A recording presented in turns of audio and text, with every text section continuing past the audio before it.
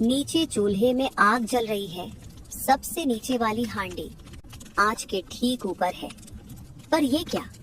सबसे ऊपर वाली 7वीं हांडी का चावल सबसे पहले पक गया। क्या पुरी के नीलांचल धाम में विज्ञान के नियम हार जाते हैं, या फिर ये हमारे जगत के स्वामी जगन्नाथ जी की कोई ऐसी दिव्य लीला है जिसे समझना बुद्धि के पार है? आइए आज आपको प्रवेश कराते हैं दुनिया की उस सबसे बड़ी और रहस्यमयी रसोई में, जहां हर रोज स्वयं माता लक्ष्मी की देखरेख में महाप्रसाद तैयार होता है। जब रसोई में भोजन बनना शुरू होता है तो रसोइये एक ऐसी तकनीक का उपयोग करते हैं जो दुनिया में कहीं और नहीं देखी जाती।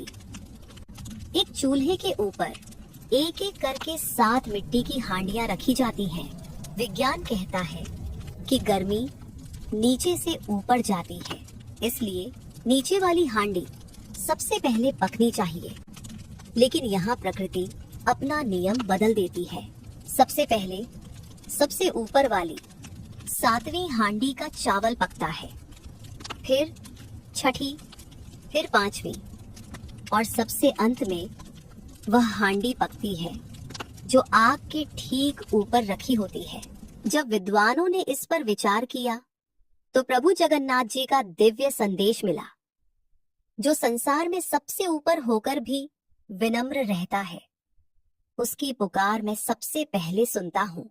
सब कुछ सुचारू रूप से चल रहा था, लेकिन फिर एक दिन मंदिर के रसोइयों के मन में अहंकार आ गया। उन्हें अपनी कला पर अभिमान होने लगा। वे आपस में बातें करने लगे, देखो हम कितने महान हैं। हम रोज लाखों लोगों का भोजन अकेले तैयार कर लेते हैं। अगर हम न हो तो भगवान को भोग कौन लगाएगा? पुरी के इस महाप्रसाद का इतना नाम हमारी मेहनत और हुनर की वजह से ही है। वह गर्व और अहंकार उनकी आंखों पर पर्दा डाल चुका था। वे ये भूल गए कि वे तो केवल निमित्त मात्र है। असली शक्ति तो माता अन्नपूर्णा महालक्ष्मी है। उस दिन भी रसोई में हजारों हांडियों में भोजन पक रहा था। रसोइये अपने अहंकार में डूबे हुए थे। तभी अचानक रसोई के बीचों बीच एक काले रंग का कुत्ता दिखाई दिया। सब रसोइये स्तब्ध रह गए। मंदिर के इस पवित्र हिस्से में जहाँ परिंदा भी पर नहीं मार सकता, वहाँ यह कुत्ता कहाँ से आया? भारी सुरक्षा और कड़े शुद्धिकरण के नियमों के बीच इसका प्रवेश नामुमकिन था। जैसे ही उस कुत्ते की परछाई उन हांडियों पर पड़ी, रसोइयों के हाथ पांव फूल गए। पुरी की परंपरा के अनुसार मंदिर परिसर में कुत्ते का दिखना साक्षात माता लक्ष्मी की नाराजगी का संकेत है।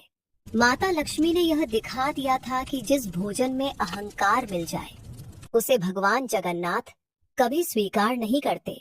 उसी क्षण नियम के अनुसार वह सारा भोजन अशुद्ध घोषित कर दिया गया। हजारों हांडियों के उस विशाल भोजन को मंदिर के पीछे जमीन में गाड़ दिया गया। रसोइयों का सिर शर्म से झुक गया। उनका वह अहंकार कि हम खिला रहे हैं, पल भर में मिट्टी में मिल गया। वे समझ गए कि जब तक मन में मैं है, तब तक वहां ईश्वर नहीं हो सकते। उन्होंने रोते हुए माता लक्ष्मी से क्षमा मांगी और दोबारा शुद्ध और विनम्र भाव से रसोई शुरू की। जब भोजन दोबारा तैयार होकर मंदिर के गर्भगृह में प्रभु के सामने जाता है, तो प्रभु जगन्नाथ अपनी दिव्य दृष्टि उस पर डालते हैं। उसी क्षण वह साधारण अन्न महाप्रसाद बन जाता है। विशेषता, इस महाप्रसाद की सबसे बड़ी महिमा यह है कि यह कभी कम नहीं पड़ता। चाहे 10,000 लोग आए या 10 लाख, हर किसी का पेट भरता है और कोई भी श्रद्धालु भूखा नहीं जाता।